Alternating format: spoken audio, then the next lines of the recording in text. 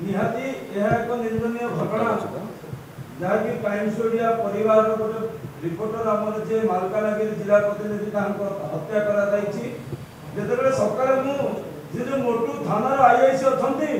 अर्जुन कहन को फोन करी मत कहते इन्वेस्टिगेशन चली दोषी मान धरबू आज्ञा इन्वेस्टिगेशन केतबे चली आपंकर ना आप माफिया मान कबल टंका खाई बसी अर्जुन कौर एवं मालकानगिरी एसपी आपण भी दृढ़ जवाब देवे ये जो सांबादिक हत्या मामला निश्चित भाव में आम भी आपको चेतावनी दौर आप कलम छाड़ आंदोलन देखते विगत दिन में भुवनेश्वर में बर्तमान आप बूम छाड़ आंदोलन देखिए सांबादिक गोटे जिते गोटे बूम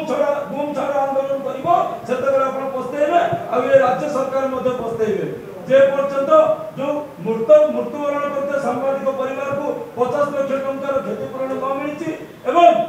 दोषी मान को तुरंत गिरफ्त न करी मालकानगिरी एसपी महोदय आपण को हम टाइम्स ओडिया परिवार तरफ आम खुला चैलेंज करूँ जे आपण भी शांति रे मालकानगिरी रे बसी पारिबे नहीं तुरंत गिरफ्त करंतु नचेत राजधानी राजरास्ता आम आपण को देखिबु आ एरा परिणाम भयंकर होबे मालकानगिरी एसपी मन रे घटू धन्यवाद।